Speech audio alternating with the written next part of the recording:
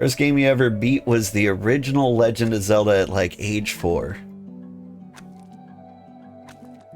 I'm trying to think of like a game I actually beat.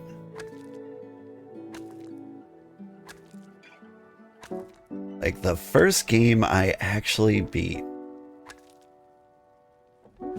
It might have been the original Legend of Zelda. I might be right there with you. Because, like, I played a lot of games, but, you know, I was a little baby man. So I probably didn't beat a whole lot of them.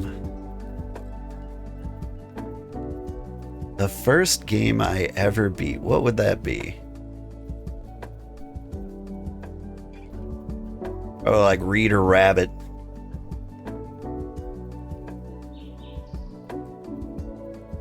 Pagan Warrior?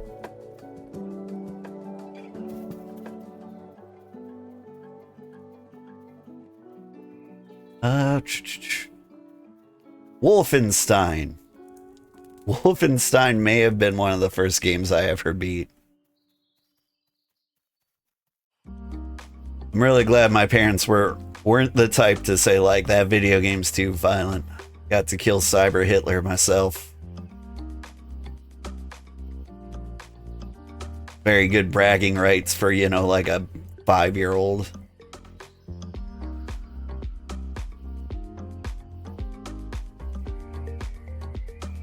Dragon Warrior? Was it the original Dragon Warrior that, like, came as a gift with Nintendo Power? Those were crazy times. Like, when you were a kid and you, like, had a subscription to a magazine and just, like, one day they were like, also, free video game. Yeah, the first subscription offer included Dragon Warrior. Yeah.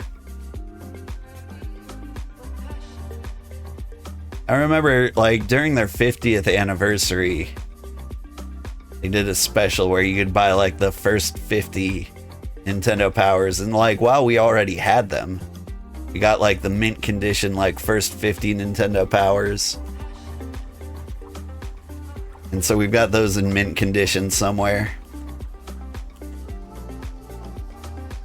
Very cool.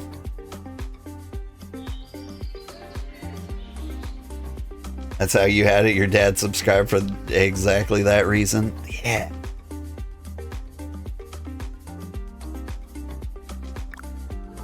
I remember, like, the 50th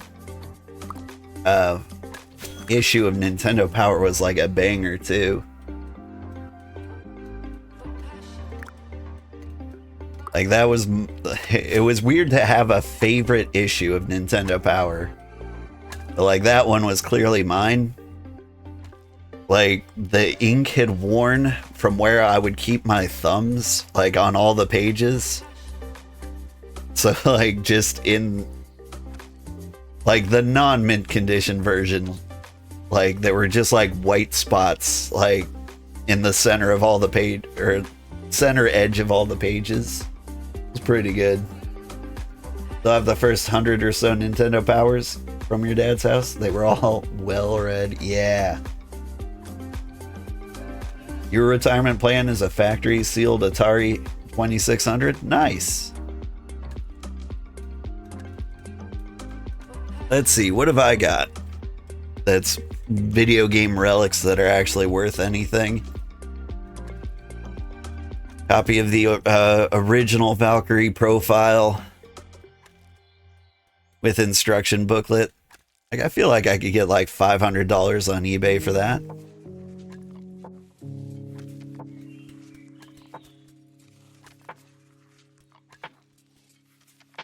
I might have an Super Bomberman shrink wrapped inbox with a little sticker from KB Toys, which I'm pretty sure went out of business long ago. I don't think there are any KB Toys left.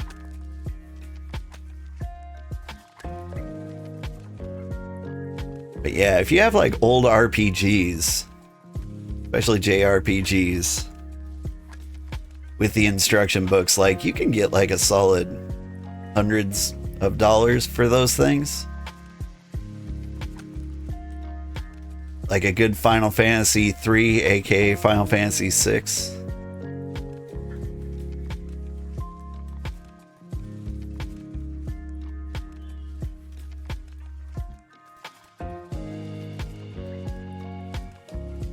Your most valuable game is Bizarre. You looked yours up a while ago. We had a game, and judge as hard as you want.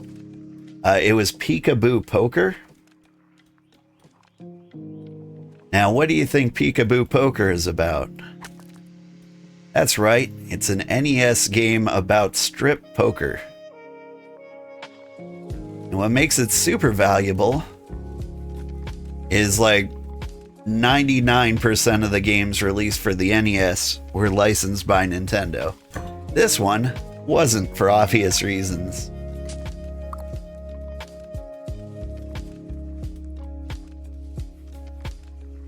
And like I remember like going in the game store with my brother. And, like we went to like our local game shop.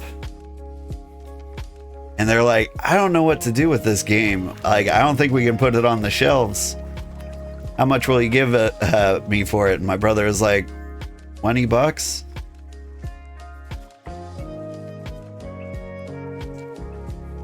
Like, he was like not a day over 18 at the time. I was a child just watching this porn transaction in real time. Then we like went home and looked it up, and like at the time it was worth like $250.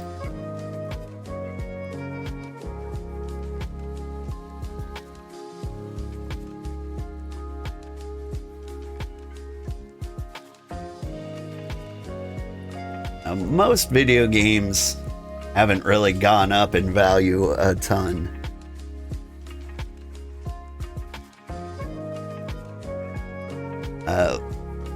I hear Chase the Chuck Wagon is valuable.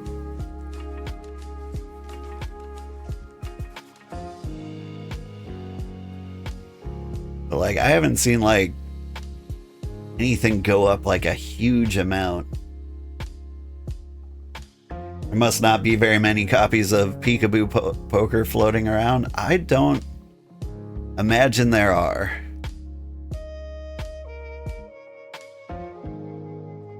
What's going on here, game? Well,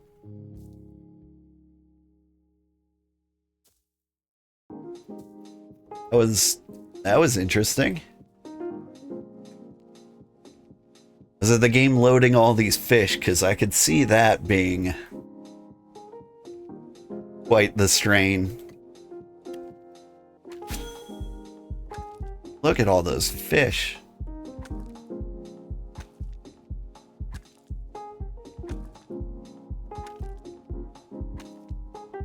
And like fishermen like must be the only job that like never worries about resources.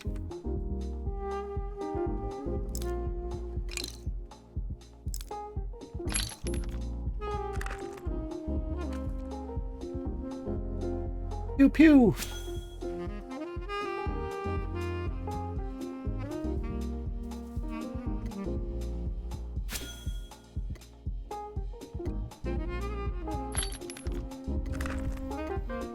An old NES game I remember called Baby Boomer. One of like the NES Zapper games. And basically you've got this baby that's like running around, getting in trouble, you know, hanging around all lost somewhere. What you do is you shoot all the obstacles around it. It's just like a crazy premise for a game.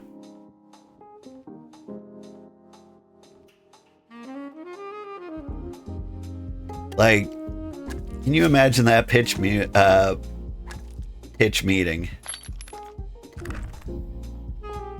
Ooh, a deadly stinger. Those might be worth money.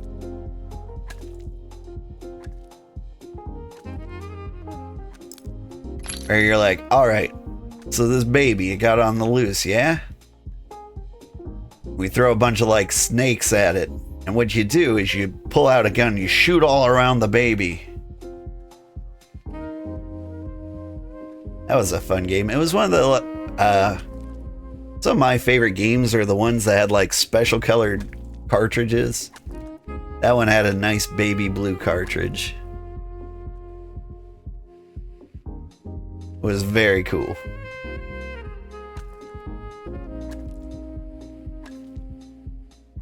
Like, not enough games had like different colors.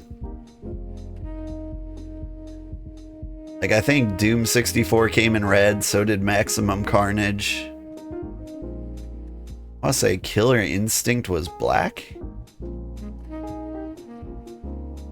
Legend of Zelda being like straight up gold was nice. Like, how much more could it have cost to make your game a special color?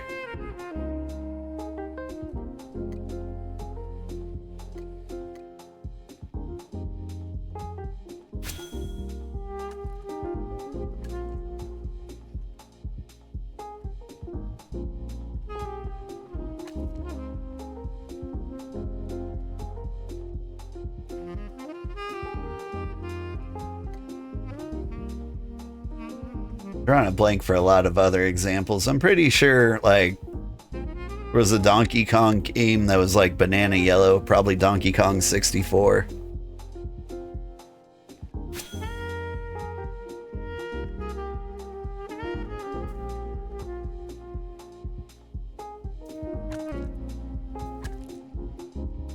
Gauntlet, you think was gold, or some copies were? Yeah, that sounds right. Now, are we talking Gauntlet Legends or like Gauntlet or Gauntlet 2? Probably Gauntlet Legends if I had to guess. So I had Gauntlet. I don't think it was gold.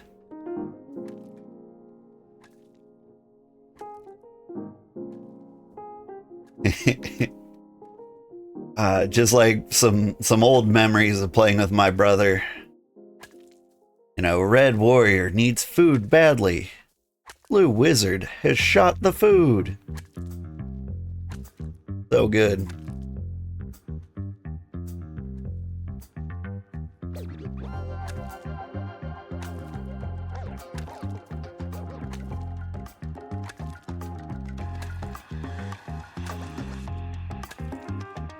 Like actual factual Gauntlet?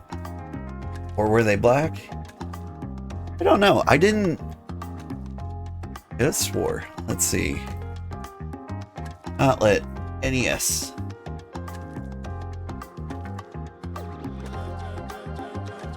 Oh yeah, the 10 gen cartridges. Or sorry. There were some black ones. We had the gray one, personally.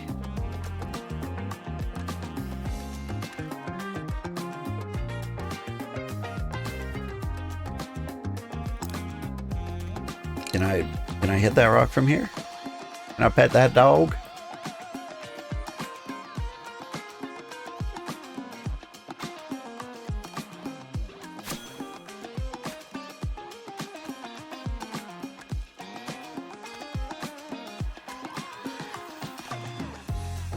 My family does have like an artificially rare game.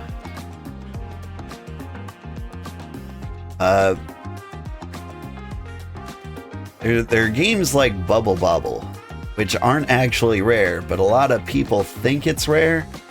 So whenever they see a copy, they snap it up. So like Bubble Bobble and Bubble Bobble 2 are like games like that. It was my parents' favorite game, so we've got a stack of like 15 copies of like NES Bubble Bobble. Because if they ever see it for sale, they're like, we need it. We need another backup just in case the first 14 fail.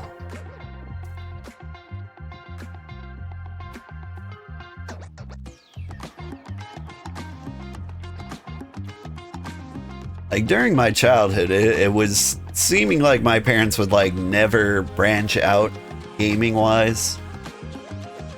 Like they'd play Miss Pac-Man, they'd play Tetris, and they'd play Bubble Bobble. And there like wasn't a lot more. But every now and then they release a game and my parents are just like into it. My dad was a little easier to convince to like get into new things.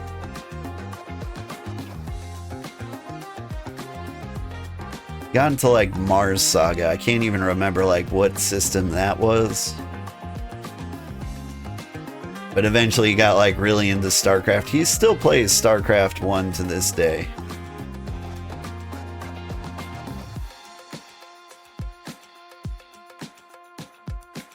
But one game they both got into was the new XCOM. What is like the official name of the new XCOM? I think they got the expansion, so they're in like enemy within territory.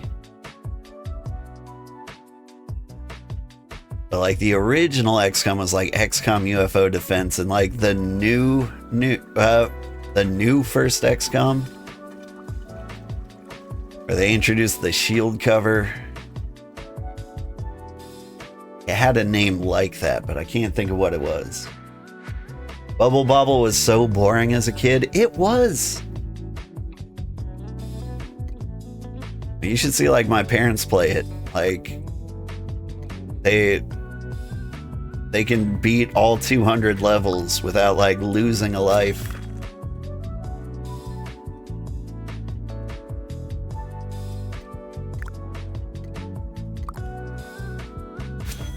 Like they could probably be like world record holders if they really wanted to be.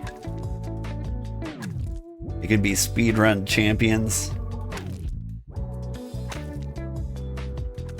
But I don't know if like I encourage them to try that at this point. Like it might actually be bad for their health. Like they're just vibing. I need to disrupt them with trying to get their names in the record book.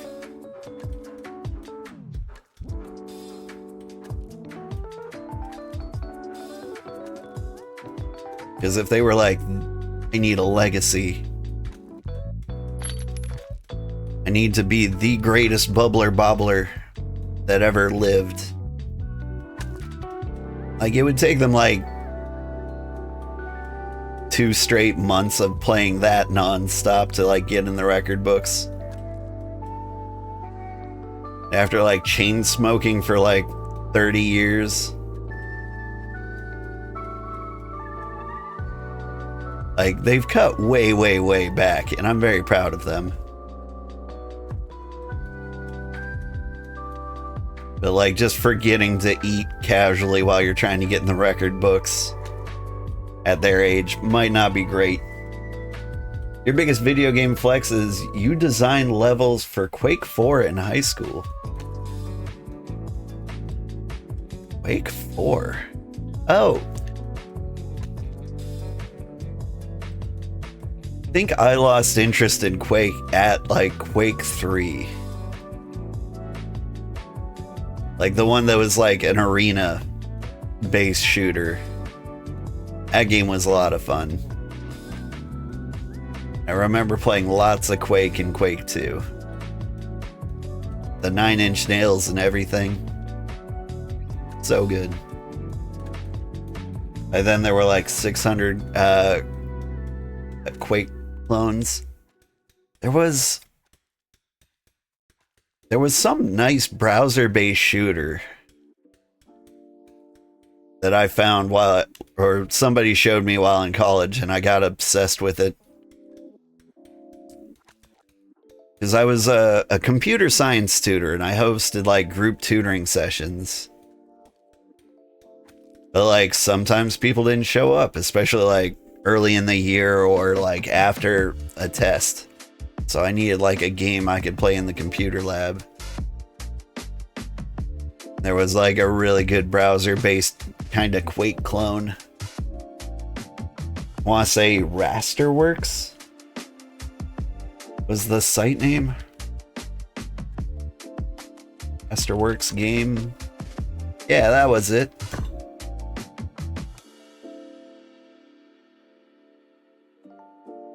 Played the heck out of that.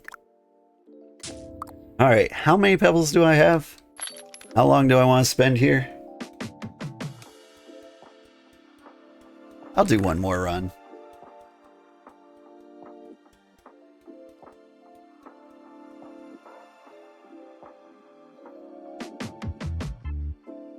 Like our settlement is growing so much. I was thinking like, what's the best use of my time?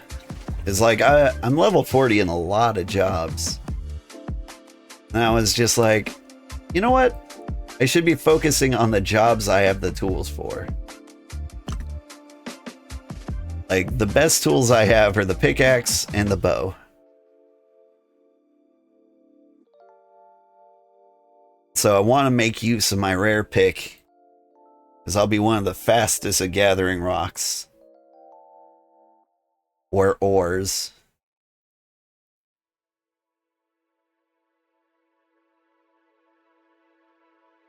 And after we get like the leatherworks open, I can focus on like some tier 4 hunting.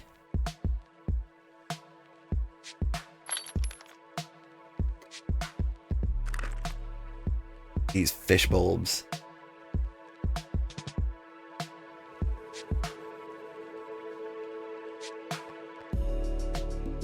Played a lot of Unreal Tournament back in the day too. Hello, Evanor.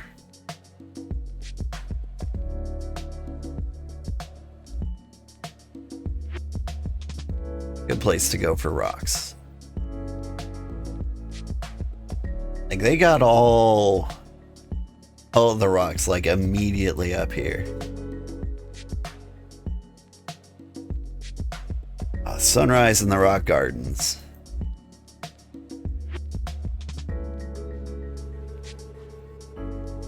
Hello? Those are fake rocks.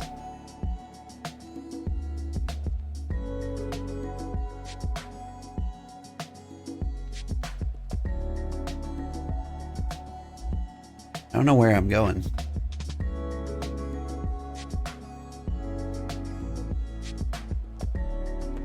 The river here. I don't know if this will work out. We'll give it a shot.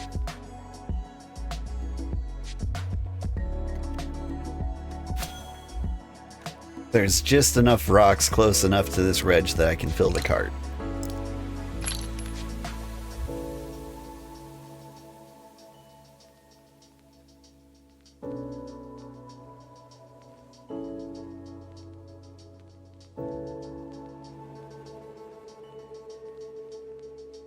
Now, the game I probably had the most hours in as a kid was probably the original Final Fantasy. Final Fantasy 1. I don't know what it was. That game just stuck with me. I never beat it. Like, honestly, it never even mattered that much to me. Like, I never got to the point where I got, like, the rat's tail and leveled everybody up. Or, you know, like, advance their jobs. Just, like, starting over and over and over again. I do death runs where, like, I rolled a dice to see, like, what character classes I got.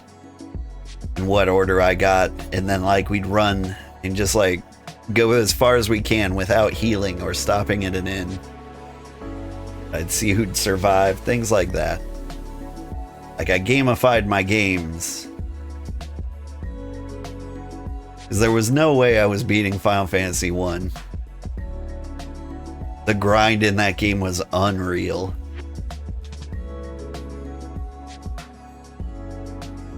You know, that might actually be a game worth streaming sometime. Because, like, I could beat it now. I think I have the patience to, like, play that game all the way through. Like a couple of streams will be like really, really dumb. Cause like you start to get to like these towns where it'll be like, to buy the next best equipment, you need like 1 million gold. There's no great way to get gold. You just like go and grind for hours and hours and hours and get like 30 gold piece at a time. PTSD from buying heal potions for that game? Yeah. I think my parents did that to me at one point. They're just like, hey, I need you to buy healing potions. Just sit here while I make dinner. Just buy healing potions over and over and over again, because there was no like buy 99 heal potions. It was like, buy one, thank you for your purchase. Buy one, thank you for your purchase.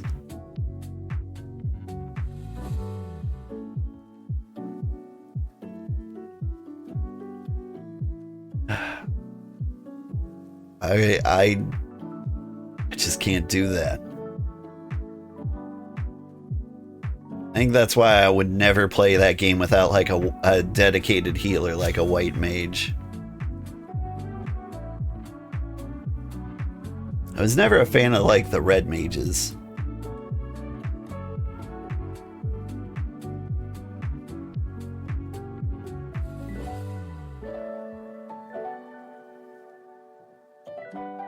I think I would go fighter, black belt, white mage, black mage.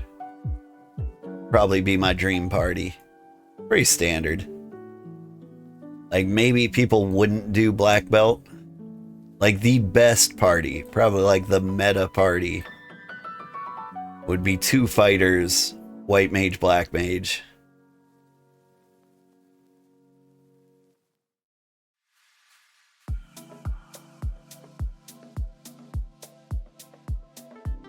But I would go black belt to, you know, not waste as much time upgrading. Like some classes were just straight up more expensive than others. And the cheapest class to have is black belt. Because eventually their unarmed attacks did more damage than like any weapon you could find for them.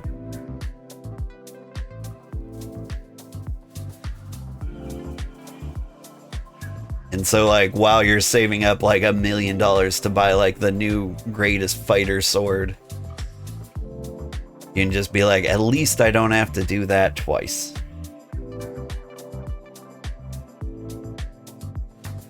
If I stream Final Fantasy 1 Remastered, be aware that they made the game much easier and the final boss much harder. See, I've never been to the final boss, so I don't know if that's good or bad.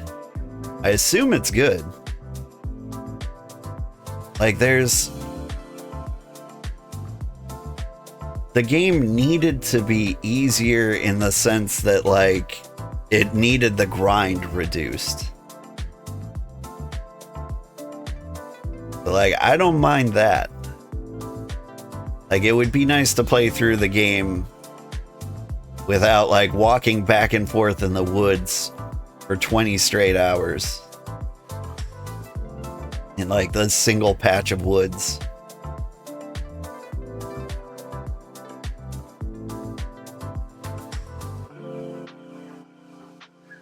As for the final boss, he was easy before. I'd be pretty happy with him being harder. But like I don't have the experience. Now, Final Fantasy, like, final bosses always kind of bother me.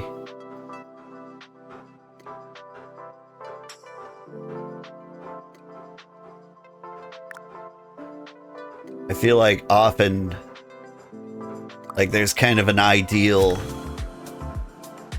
strategy to them.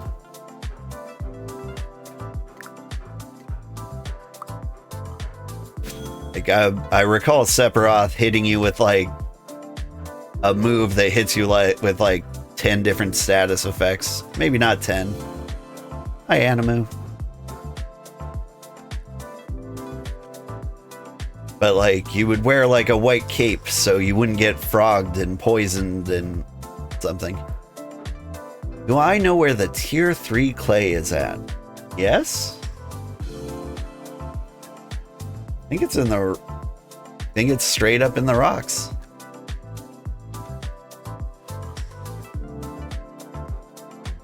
Widmoria Pine Forest?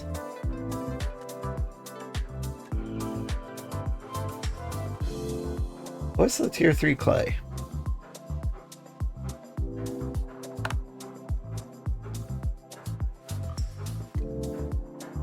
Let's see, clay? Earthenware clay? Does this tell you where it actually is? It really doesn't. It'd be really nice if the compendium told you like what biome you found something in.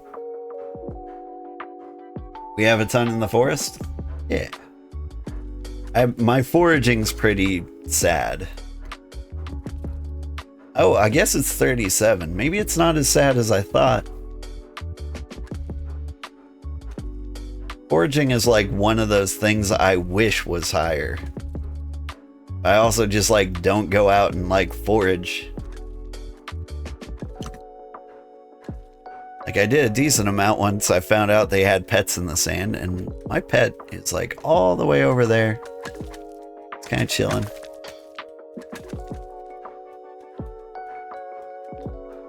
You wouldn't say he was easy? Yeah. For Chaos, the Final Fantasy 1 boss. I know. Like, out of the Final Fantasies I've played, I think I've only ever beaten 6. And that boss was kind of weird too. Like, any strategy you had that was like getting you through the game is kind of not the strategy you win with. But one of like the craziest things I ever saw, like my brother beating Final Fantasy 6. There was a character named Setzer, and he was a gambler. Like, his special technique was like a slot machine. And if you got like all 7s on your slot machine, which was like incredibly rare. I think we got enough pebbles now. Ooh, we got some Braxite. Can't believe that's all the Braxite we got for all of this. Classic Braxite. But if you got all 7s with Setzer's slot machine, which was like a very, very low chance, like 1 in a probably like 10,000. Here you go. Braxite for the scholar. If you got all 7s, you just win whatever combat you're in for free. My brother got that on the final boss. Kefka himself. It was crazy.